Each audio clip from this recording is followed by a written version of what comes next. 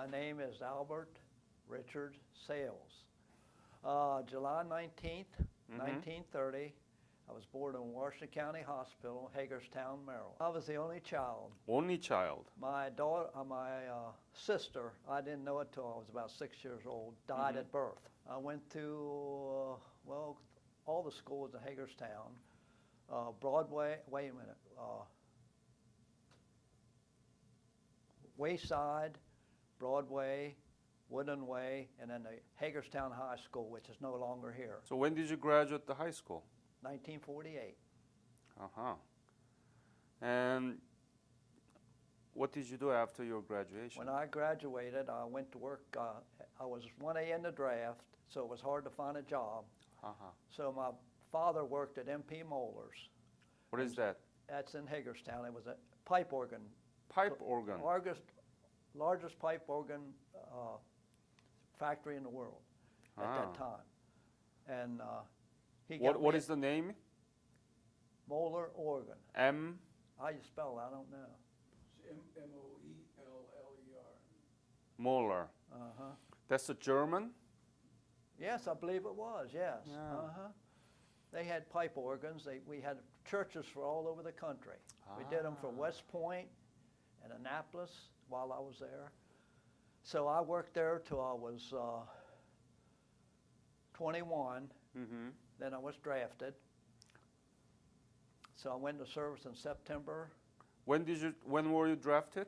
September 25th, 1951. To Army? Army. I went down to Fort Meade, where I got processed. Then they sent me to Fort Knox, Kentucky, where I took 8 weeks infantry training. And after 8 weeks, they take you over to a conference room, and they gave me choices of what I wanted to do. They said you could either be in the infantry, airborne, tanks, or go to leadership school. So I said, I'm here, so I might as well stay in the tanks. Okay. So, So you got the training for tank right, for 8 weeks? right. What kind of training was it? Well, you learn everything about the tanks. You know, you learn to drive them, fire the gun. You learn all 5 positions. There's 5 positions in the M4 tank. So we had to learn all 5 positions. How was it? Pardon? How was it? Interesting or Well, hard? it's interesting, but like I say, it only had 3 inches of armor. And any bazooka shell or anything would go right through it. Wow. So it was, they built 40,000 of them during World War II. What was the name of the tank model? M4. M4? Sherman. M4 Sherman. Right. And we had, they had 75 millimeters on them then. But when I got, well, I'll go on later on. Go ahead. When I got shipped overseas, Yeah. they had 76s on them. So that was 1 caliber higher, more powerful gun. So that's what we had overseas. Same M4? Right. Same M4, but it's bigger. Only had a bigger gun, or company to Europe. Because, you know, tanks were mostly in Europe, and Korea was mostly infantry. So there was 13 of us that we didn't know where we were going until about a week later, and they said, well, you're going to leadership school. Oh. So we knew once you went to leadership school, you went to the Far East. Where did you have the leadership school? That was in Fort Knox. Okay. There? And after I went through leadership school, they kept me there as cadre. So I'll back up a little bit. In April, we got married. So I thought they said, you'll probably stay 1952. here. Right. April, what is it, 18th? April the 18th, 52. And I came home in July for a week's leave. I got back, and our orders were there for the Far East, all 13 of us. So they told me to report to Seattle, Washington, September. So you get your orders in those days. I went by myself. And they gave me more orders, said you report there. So I reported there to Seattle. And that's where we spent, I guess, a week till they processed you. Then they shipped us out to Japan. Do you remember when you left for Japan? It was in, let's see, Last week of September? September, yeah. Yeah. First part of September, because I got over in Japan in September. Mm-hmm. So did you know that you going to go to Korean War? Yes. You knew that. Oh, yes. How did you feel about it? Oh, well, we had to serve our country. And I didn't know much about, I didn't even know where Korea was at the time. But we have to serve our country, and so in fact, I had a trick knee from playing football. And if I'd have told them, they'd have probably wouldn't have taken me, but I wanted to go. So in those days, I was supposed to go with a group of, I lived in the county in Hagerstown here. And the group of guys I ran around with were in Hagerstown.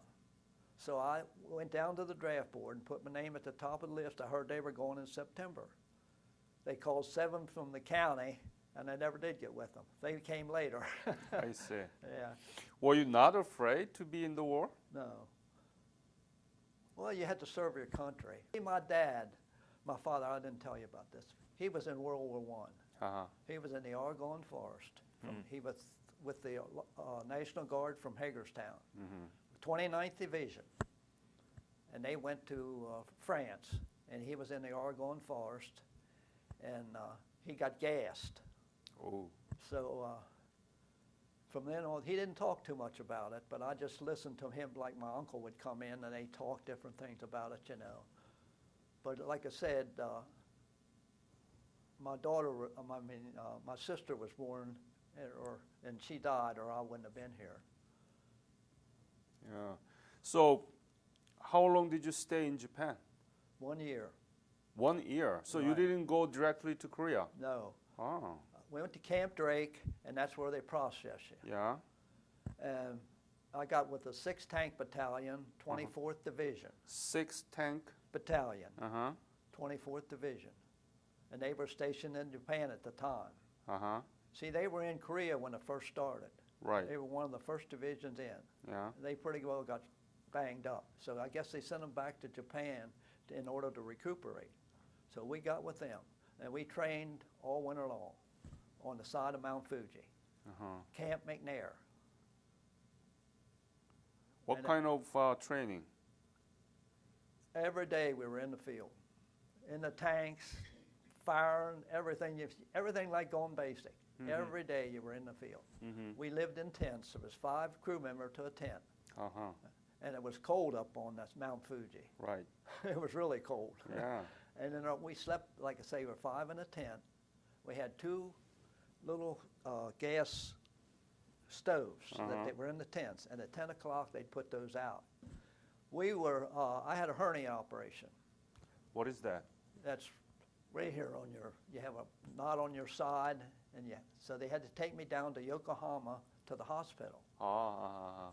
So when I went down to Yokohama, I was there for a week, I guess. Yeah.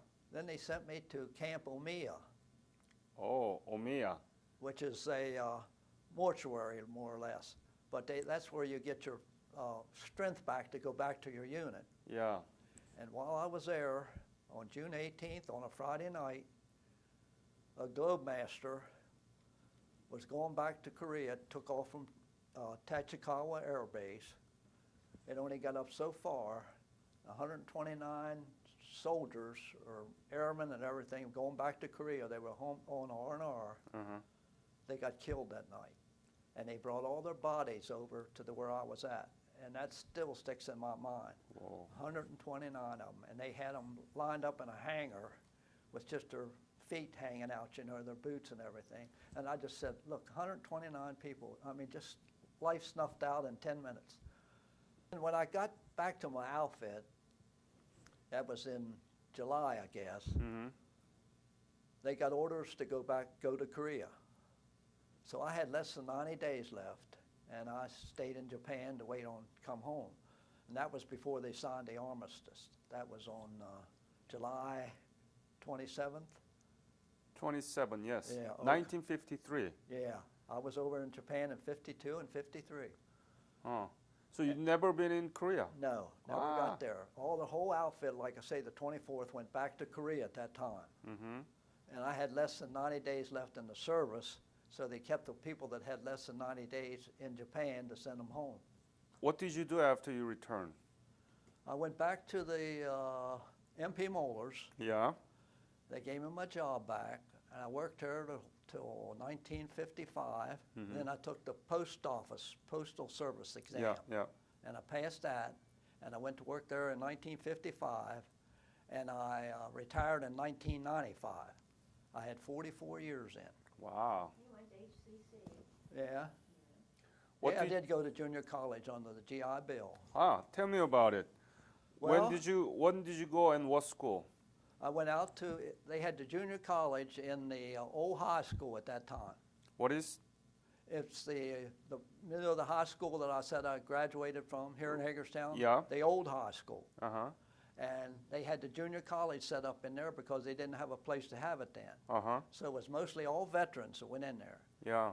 So I was studying accounting, which I said, this isn't for me. But anyway, when the post office called me, I said, okay. I went down, the guy, the postmaster came out to the house, didn't he, honey? And I wasn't even home at the time. I was at junior college. And Norma, he came to our house. And, you know, in those days, they checked over everything you did. And I was so lucky to get in the post office. Well, what was the benefit of GI Bill? How much were you paid, and what kind of benefit did that include? I think, what did we get, $600, Norma? I think I got $600 to go to school. 600? That's too much. That was good in those days. No, I just got another interview, and they say it was around $110 per month. Well, I was there 2 years. Right? Okay, and what was the $600 for, Norma? Was it for a semester?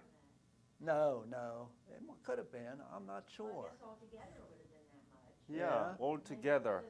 Yeah, okay, that's probably what it was. Yeah. He would walk to school, or he would go to work all day, and then he went full time. He would walk down to my mother's house. She would feed him, and he'd walk all the way out to the high school. So, did you know the benefit of GI Bill before you went into the Army? Yes, I knew about it. Uh-huh. But like I say, college wasn't on my mind at that time. My parents just wanted me to get out and get a job. Yeah, You know, in those days, so. So GI Bill was a good thing at the time. Oh, it's wonderful. Like a friend of mine I met out there, Pat Miller. He was in Korea in the airborne. And we met there, and he had a car. I didn't even have a car at the time. So he would take me out. We had an apartment, and he'd drive me home every night. Him and I would get off at 9 o'clock. That's when we became best friends. What do you think is the impact of your service as Korean War veteran, even though you didn't go to Korea, but still you are Korean War veteran? And what is the impact of that service upon your life after you return from Japan?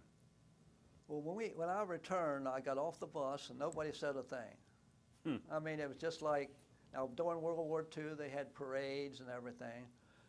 I was just lucky to get back, and I went right to work in a week, and like I say. And nobody said a word, because mostly all of them were veterans of World War II and everything. They had gone through it.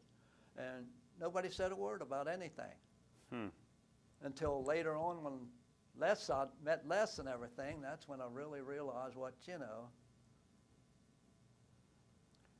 Why do you think it was the case that nobody really talked about the Korean War? Well, it was right after World War II. And we lost so many people in World War II, and everybody was affected by it. Our whole family, every person in our family that was eligible for the draft went. So I guess it was that. I don't know. And everybody was just back raising their families at that time. And this just popped up, and, like I say, it wasn't planned, but that's what happened. But like I say, I went to serve my country, and that's what I wanted to do. And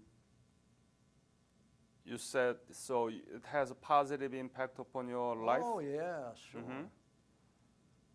If I wouldn't have gone in the service, I'd have really regretted it my whole life. But once you're in there, you go where they tell you. What do you want to say about this forgotten war that Korea has been called, Korean War? It's Korean conflict, I believe they call Yeah. it. It's not wasn't a war, so they say. At the time, right? Yeah. Yeah.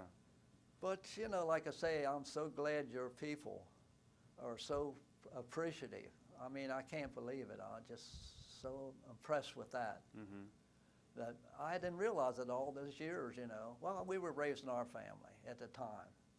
And even when this other Gulf War and everything, I mean, other things started out, the missile crisis and everything, we were just raising our family. We were trying to get along. And when the Vietnam War started, you know, and the way they treated them was terrible. I couldn't believe it. You know, the Korea was completely destroyed during the war. I understand that. And now Korea is economically and politically. I see pictures of it now. It's amazing. It's beautiful. And I'm so glad that, you know, the United States could help you. Thank you, Albert, for this beautiful thank interview you. and your service. Even though you were not in Korea, but because of all the support from the Japan, Korea was able to pull this wonderful economic development and democracy, and we'll stay loyal to each other. That's wonderful. I'm glad to hear that. Yeah. I'll remember you the rest of my life. Yes. Thank And you very much. less. Thank you very much. Thank you.